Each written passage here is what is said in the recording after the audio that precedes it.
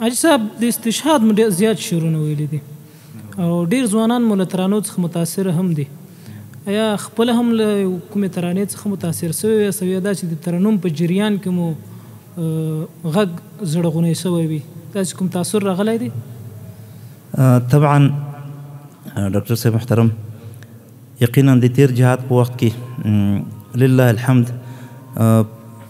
د تحدیث بالنعمت په طور به ووایم خدای دې په ریا نه کړي، خدای تعالی دې د ټولو مجاهدینو جهاد قبول کړي. مونږ الحمدلله په سنګر کې مو عملي جهاد هم کړی دی او لساني جهاد کې مونږ کوشش کولو.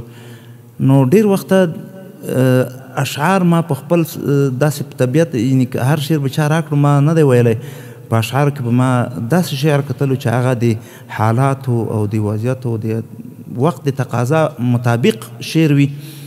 نو کله کله به یقینا د موږ د احمد غني مسکینیار رحمت الله علیه یو شعر و چې د سنګر مجاهدین کې یاد شوي وو چې په دوی باندې بمبار کېږي. هغه شعر الفاظ مې ذهن ډېر وخت کېږي ذهن مې وتلی دی ځکه چې ډېر پخوانی شعر دی، تقریبا 40 کلن شعر دی. نو هغه اشعار خو مې یقینا هغه شعر خو مې له یاده وتلی دی، داسې ذهن کې لږ لږ راته یادېږي خو په هر حال الفاظ نه شم ویلی. نو دغه شعر مې ویلو په یو ځای کې د خساري کیمپ ورته ویل هلته لویه جلسه وه، ډېر علما کرام راغلي وو. نو دغه شعر چې ویلو عین حال کې لکه دغه جهاد سنګر او د بمبار او د مجاهدینو تکلیف او زحمت شهادت او شهادتونه او زخمونه راته مستحضر شول. یقینا په اواز کې مې ډېر فرق راغللو. بیا مې چې دا خلکو ته مې وکتل نورو خلکو هم ژړل دغه علما کرامو سپین ږیرو، نو یقینا ډېر متاثر شوم.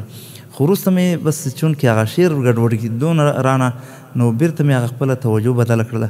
بل وارې دغه هم ډېر وخت کېږي تقریبا یعنې 40 کاله خو به کېږي چې په دې چراټ کې په پېښور کې د حرکت انقلاب اسلامي افغانستان یوه مدرسه و محمدیه په نامه باندې، دا ډېره لویه مدرسه وه. په دې کې د دستربندۍ یو جلسه وه غالبا، نو په دې کې هم ډېر علما او ځکه د افغانستان په سطحه مدرسه وه، ډېر ښه ښه علما و هغه راغلي وو. ما د عبدالحکیم حمدي صاحب یو شعر ویلو مرجان دا آخر وصیت کومه شکر د رب غني غفار کوه، زه د اسلام په نوم شهید شومه په شهادت مې افتخار کوه. په دې کې داسې ډېر دردناک الفاظ پکې دي وروسته. نو دا شعر چې ما ویلو هم دلته ما خو دومره هغه نو د یقینا ما ته خپله هم دغه یعنې لکه کوم شعر به چې ما ویلو په ډېر توجه سره به مې ویلو او هغه نقشه او هغه تصور به یقینا ما ته په ذهن کې متصور و که نه هغه حالات. نو خلکو ته مې چې وکتل مخصوصا وخت و یقین وکړ اکثرو ژړل دا سپین ږیري سپین ږیري علما و شیوخ هغه، نو هلته هم داسې ډېر متاثر کړم. نو یقینا داسې وخت په وخت لکه تاسو بله خبره وکړه چې دا د استشهادیانو الحمدلله یقینا د دوی سره د موږ ډېر نږدې ژوند و. دوی کوم مرکزونه چې دوی اوسېدل دغسې معسکراتو ته به ورتلم او نورو ځایونو ته، دوی هم لله الحمد موږ سره ډېر محبت و، د موږ هم ډېر محبت و د دوی سره.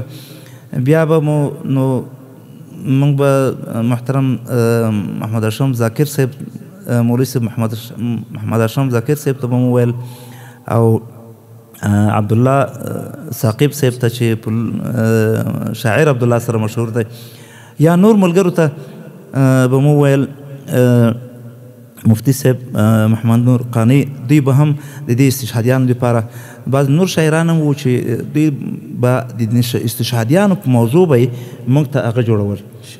قاري صاحب عبدالستار سعید وغیره داسې بعضې ملګري وو. نو هغه اشعار به یقینا د دوی د دغه حالت د جنګي حالت او د نورو قربانیو یوه څه درته وایم چې عیني تصویر به و. نو یقینا هغه اشعار به چې ما ویل زه به یقینا متاثر کولم او لله الحمد د دوی سره مینه وه او جهاد سنګر سره مینه وه.